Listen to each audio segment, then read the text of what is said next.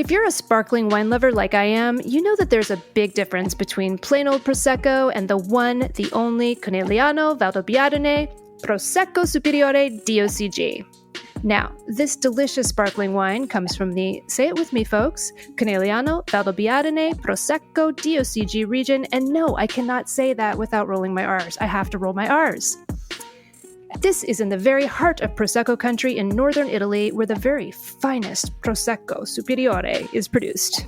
Conegliano Valdobbiadene Prosecco Superiore DOCG is too good to mix into a spritz. Don't mix it, folks, because this wine is so good. It comes from steeply sloped sites that are farmed fastidiously. So stay tuned, folks, because later in this episode, we will learn more about how and why the Conegliano Valdobbiadene region is a world leader in sustainability. This campaign was financed according to EU regulation number 1308/13, and now, time for the show. I only have a handful of sustainability jokes, so I've been afraid in the past of repeating the ones, but fortunately, I think that sustainability and dad jokes go very well together. Really? Yeah, if you've heard mine before, I'll just claim that they are also sustainable because they're made out of 100% recycled material.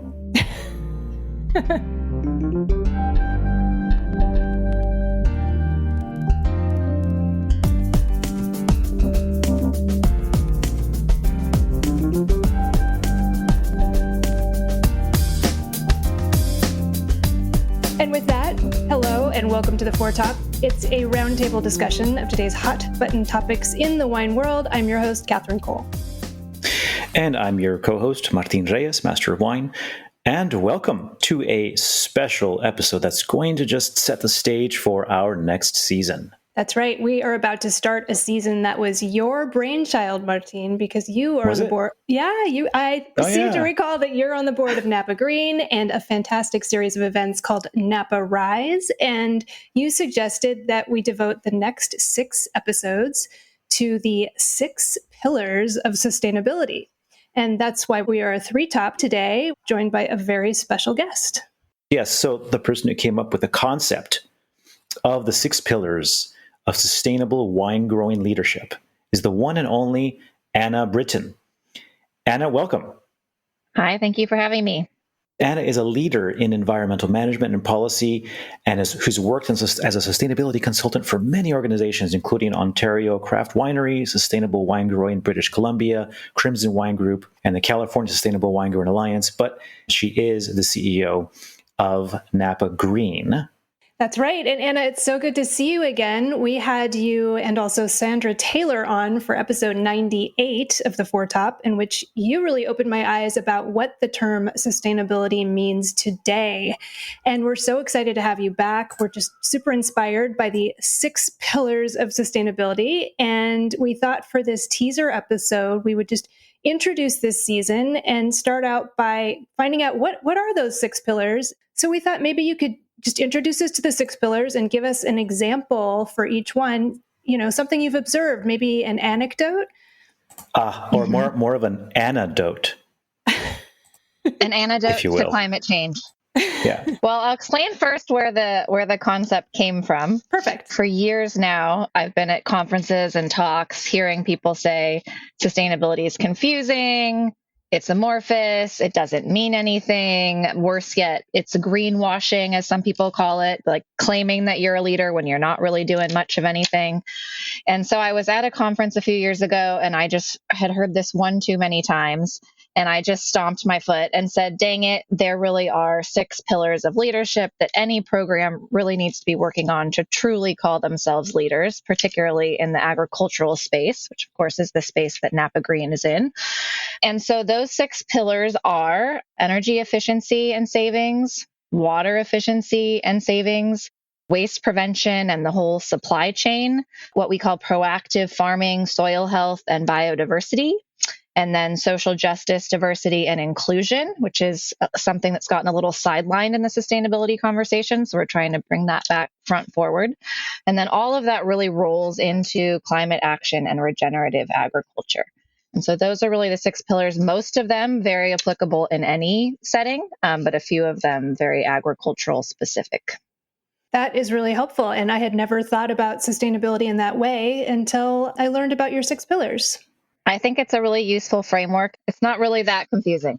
No. Doesn't need to be. Yeah, but it is a word that's just thrown around. So I like that you have these very clear concepts, 6 of them. And, without further ado, let's just jump into the first one: energy efficiency and savings. Makes sense when I think about it, but tell me about it in reference to wineries. Yeah, well, I'm going to talk both about what you don't want to do and what you do want to do. For all of our wineries, we go out and do what's called a resource audit, where we're baselining everyone's energy, water, waste, and emissions. I won't go too deeply into that. But we were out at a winery a few years ago, and we discovered that just by a simple change in their rate with PG&E, they could save about $40,000 a year on their energy bills. And we gave them all that information and how to do it. Simple paperwork change, not a hard shift. And they never took advantage of the opportunity. And maybe not too surprisingly, they sort of languished on finishing certification. They came back to the table a few years later, and we went back out. And the first thing the GM said, who hadn't been involved the first time around, said, "Oh man, we've just for years now been trying to figure out how to reduce our energy costs." And we said, "Well, did you ever make that rate change? You could have saved about $120,000 by now on making that rate change." Oh my and you goodness. should have seen her face. I mean, she was pissed. I mean, energy is really one of the main ways that you can really reduce your bottom line. You can save money as a winery. I think on the other side, in terms of what do we want to be doing now, very cutting edge now is putting in these microgrids. And so Domaine Carneros recently put in a microgrid. A microgrid is kind of a combined solar and then battery storage system. And that matters, especially now with more like power safety shutoffs that we've been having during the fire season. It gives a kind of backup energy source, and it really helps them to shave their peak usage and reduce the amount of time they have to spend using a generator, which is a lot of emissions. So it just helps with their kind of energy security and resilience, given a lot of the climate changes that we're having. So that's a really great example of huge leadership and a huge investment in energy efficiency and renewable energy. Wow. Thank you, Anna, for that. And energy, it costs money to use it. So in our heart, we believe it makes sense for a winery to focus on that as a first pillar, right? And sometimes the momentum, or the inertia rather, is the challenge. Yeah. The second pillar that you talk about is water. And water doesn't make as much obvious initial sense in terms of cost savings. I've heard you talk about gray water, black water, and of course, recycled water. And there's built-in efficiencies and savings there too. Tell us about that. One of the things we really focus on, to your point, is the water, energy, climate nexus, as we call it. Mm-hmm. What the hell does that mean? That means there is a huge amount of energy that it takes to transport, to heat, and to treat water. And so these are deeply interconnected issues. So as you save water, and it takes a lot of water to sanitize the tanks and the barrels, it takes a lot of water for most vineyards to irrigate their vines. And so as you save water, you're also saving that energy. Energy has an emissions footprint, so you're also reducing your emissions, and you're also taking climate action. And of course, water availability is one of the most critical issues being affected by the changing climate here in California. In terms of wine industry water use, I do have to be fair and say that relative to other agriculture in California, our water use is quite low relative to many other things being grown here in California, almonds and pistachios and rice and all of those things. So to be fair, we're a relatively water efficient crop, but it still does use a huge amount of water. So the example I was going to share is over at Chateau Montelena, a winery we've all heard of, right? No, I've heard of that before, yeah. You heard of those stuff before? Yeah. Their winemaker, Matt Crafton, was sharing with me a few years back. They had 2 blocks that were just consistently underperforming. They're like, are we going to have to tear these out? What are we going to do? And they decided to put in this Thule technology. I don't know if you've heard of this, but this is one really popular system locally that really provides you real-time information on soil moisture, on weather, on evapotranspiration, all these different factors, and creates this opportunity to do very precision irrigation. And he said within, I think, a year or two, that had completely turned around. Those 2 blocks became their most desirable fruit. And he said, actually, that system had paid, and this is an anecdote from about 2 years ago. He was saying then it had paid for itself 20 times over. So now it's probably paid for itself 40 times over in that time. Impressive. Wow, I love that because it's technology providing positive solutions. While also saving money and also saving water. It's like and increasing fruit quality. Yeah. And increasing fruit quality, the nexus you talk about. Yeah. Everyone wins. The next pillar is waste prevention and supply chain. And I know Martin and I have talked extensively about the problem with glass bottles. And we've even done an episode about that. But I think there's even more to dig into here, isn't there? There absolutely is. I mean, this is a huge one. So we know for wineries, anywhere from 30 to 50% of their carbon footprint comes from packaging and distribution alone. So this has to be a huge focus, especially this packaging. And what's one of the biggest weights, literally, in terms of packaging? Glass. So there is a lot of conversation now about lightening up the glass. You know, Jancis Robinson's calling out people when she's reviewing their wines about how heavy the glass is. So this has become more and more of a conversation with our members about lightening that up. It's changing out your packaging to more environmentally friendly packaging, cardboard, getting rid of those wood boxes, all those things. But the example I was going to give here is one near and dear to Martin's heart, which is Spotswood Estate. And they have just been doing so much work around this topic. In terms of supply chain, this is an interesting conversation because glass has been having a lot of supply chain issues. You find the lightweight glass you want, and it might be hard to get, which actually happened at Spotswood. But they found another source of lightweight glass, and so they have lightened up their glass. But also they've gone after being true zero waste certified, meaning nothing goes to landfill. It's all recycled, or it's all composted, or it's all reused in some way. Because they're already, really such incredible leaders, when they did that analysis, they didn't have so many added things to do, but so it required getting a little more creative. So I know one of the anecdotes I heard from Molly Shepard, their assistant winemaker and environmental manager. She said, one of the things we looked at was our employee lunches. We did these employee lunches. It was bringing in all this waste, all this packaging and everything. And we went over to just having the lunches catered. It was better food. It was a better experience. And actually, it saved them money. I mean, that surprised me. I'm thinking you're bringing in a chef to cater a lunch. I'm thinking this is costing you more. But it didn't in terms of what they were paying for bringing in meals from the outside. They're pretty much at zero waste. I know you know that, Martin, because you've worked with them on some of that project. Like you said, that's a big one. And I'm resisting the urge to jump into that because that's not what this is about. This is about the anecdotes of the 6 pillars. And then we're going to dive into the episodes in the upcoming seasons.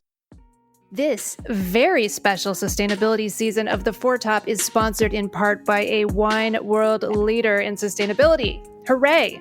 Over the next few episodes, we will learn more about the Conegliano Valdobbiadene Prosecco DOCG and its delicious Superiore wines. We will also learn about the outstanding sustainability work that is happening in those beautiful, lush green northern Italian hills. For example, and this is a big one, folks, Conegliano Valdobbiadene Prosecco DOCG has absolutely halted vineyard development. That's right, no new vineyards are going in so that the region can maintain a full 57% of its land as undeveloped forest and natural habitat. Second, the DOCG totally banned use of glyphosate in 2019. This not only maintains biodiversity, but it also preserves soil structure. Third, Conegliano Valdobbiadene Prosecco DOCG is a safe haven for bees. And there's a lot more I want to discuss, which is why we are going to spend some time learning more over the next 3 episodes. We are going to learn why Egyptologists are studying the region and also all about all the different styles of Prosecco Superiore wines and the single vineyards that have attained a Grand Cru-like status. Folks, I am so excited to tell you more about all the wonderful things that make Conegliano Valdobbiadene Prosecco Superiore DOCG wines truly superior, so please continue to enjoy this sustainability season, and we will share updates in upcoming episodes. This campaign was financed according to EU regulation number 1308/13. So we've gone through 3.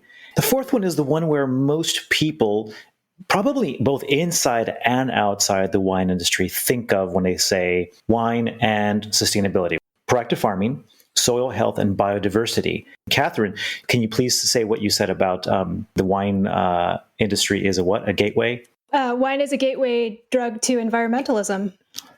Yes. That is a good line. Yes. You've said it. So it is ground zero, even though it's not the only ground, but this is the fourth pillar. Yeah. So viticulture, a big one. Talk to us about that. Consumers, guests, visitors, if they think about sustainability, they think about it in the vineyard. And so we are always trying to give people a systematic soil to bottle perspective, get them from the vineyard into the winery, right? But of course, as so many people say, the vineyard's where the wine is made in many ways. And so one of the big things we work with our members on is what's called regenerative carbon farming. It's all of these practices such as compost and cover crops, reduced tillage, things like that, that all increase water retention, nutrient retention, create more resilience to the drought we've been having, to the high heat days that we've been having, but also store more carbon in the soil. And even if it doesn't end up storing as much as we might hope, it has all these other benefits that make it absolutely worth it to do all of these practices. I was thinking about CV Vineyard because they are really kind of all in on their ecosystem management and their regenerative carbon farming. And I think they're an interesting one to spotlight because I think another thing a lot of folks don't think about is just how much forested lands there are alongside a lot of these vineyards. And of course, we've had 3 mega fires in 5 years. There's a lot of private forested lands that need to be managed, and that is part of carbon storage and climate action.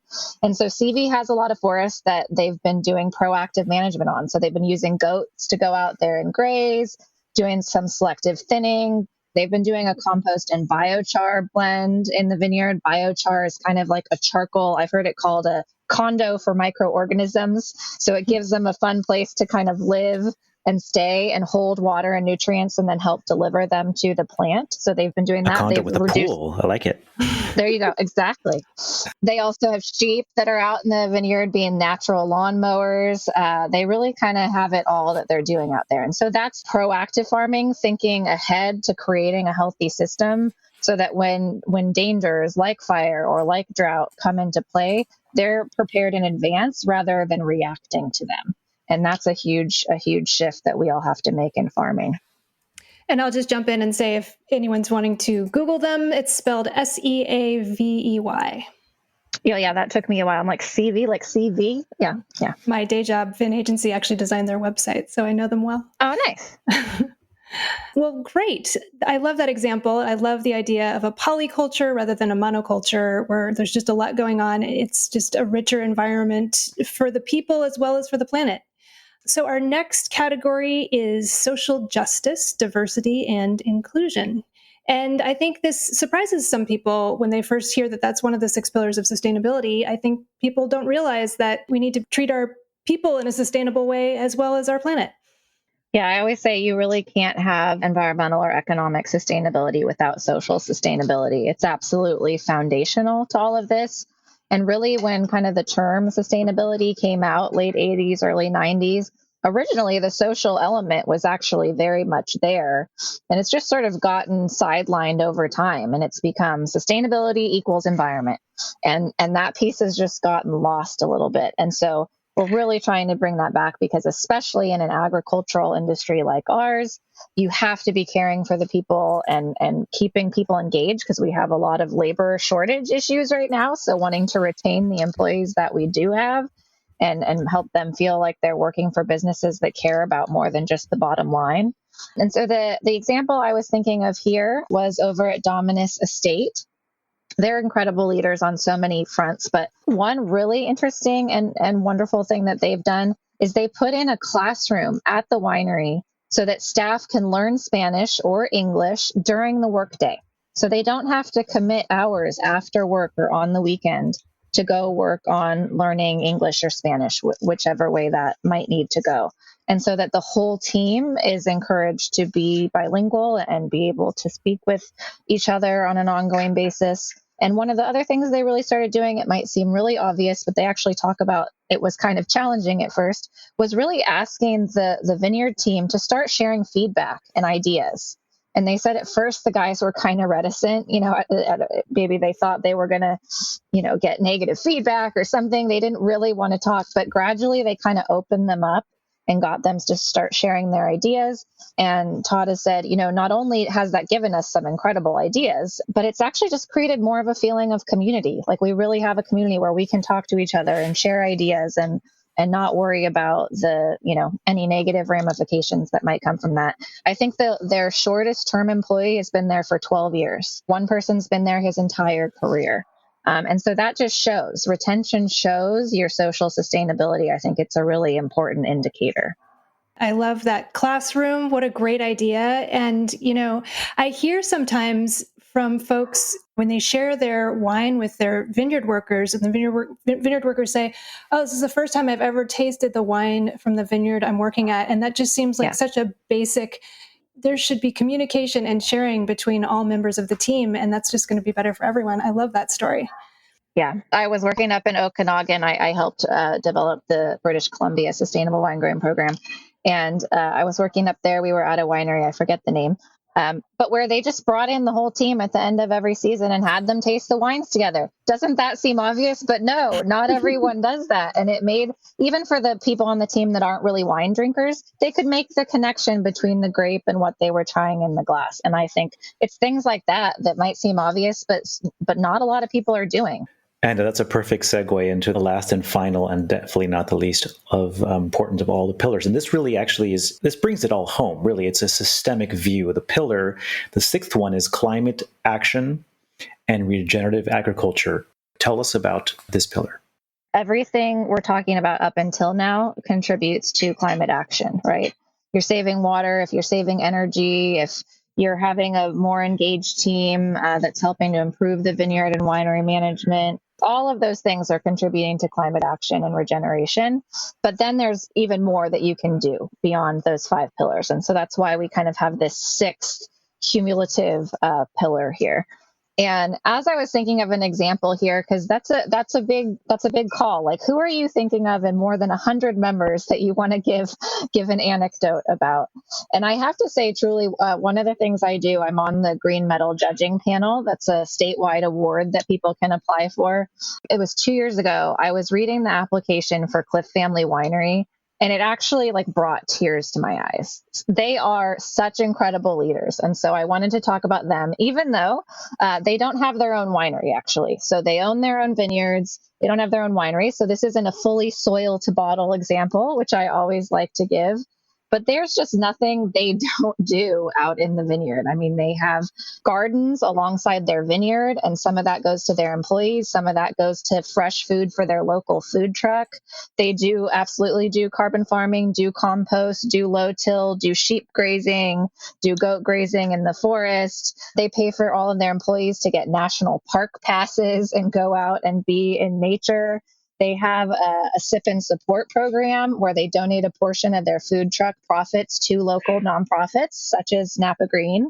They're really doing it all. They're also doing zero waste. They're just absolute leaders. We have so many leaders in our program. But I think when I'm thinking about climate action and regenerative agriculture, I'm thinking who is really fully whole systems. And another last story from them, but another fun thing they do is they have solar panels out in the vineyard.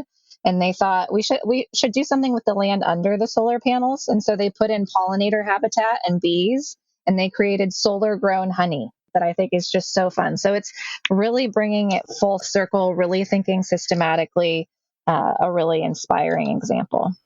Wow. I'm inspired, and I'm so psyched for this season now. I hope I created some more motivation. Yeah. Anna, I could see these 6 pillars being adopted worldwide. I mean, have you been hearing other people have been using this framework? It's been getting a lot of resonance, and I do give some presentations, global presentations, like with the Porto Protocol, and it does resonate. The hard thing about sustainability is it is more complex. It's a lot more complex than just not using Roundup. It's a whole universe, as I put it, 6 pillars of things that you're working on. And so it can be overwhelming. Like, how do I even wrap my mind around this? And this is a way that can kind of ground people and help them wrap their mind around it. I'm also very excited to dive into these next 6 episodes. And there is a new website for Napa Rise, and that is risegreen.org. And you're probably wondering why it doesn't say Napa Rise. This idea isn't, of course, tied to a geographical area. It's intended to spread. So risegreen.org. And Anna had the brainchild and the idea, along with Megan, to make sure that that's built in for the future. Rise is resilience, innovation, sustainability, and empowerment. And I think that is such a perfect encapsulation of what we want to be doing.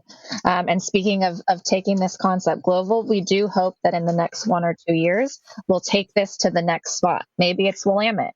Maybe we're doing Oregon Rise in the next 1 or 2 years. So yes, this is applicable to anyone in the wine industry, and we hope to take it abroad from here. You should have seen the smile on Catherine's face when she heard that idea. Bringing it to Oregon. That might be next. Watch out. Love it. I love it. Yes. And I love more communication between the different wine regions, but just such a brilliant concept, Anna. And thanks so much for joining us today and getting us psyched up for this season. These episodes will kind of run congruent with Napa Rise, following the same themes, following that framework, and just learning more and having great conversations. Excellent. Anna, we'll see and hear a lot more of you, and I might sneak in there every once in a while in the coming weeks. And where you can find me, Martin Reyes, Master of Wine. I'm also at reyeswinegroup.com and winewise.biz. And you can find me, Catherine Cole, at catherinecole.com. But why go there when you could go to theforetop.org, find our social media handles, let us know what you thought of this episode. If you're excited for this coming season, don't forget to go to risegreen.org and read all about Napa Rise. And signing out from the Benicia adjacent Napa Valley location, thanks so much for listening, everyone. And signing out from the high-fiber, protein-packed city of Portland, Oregon, in the Willamette Valley. Thanks, everybody.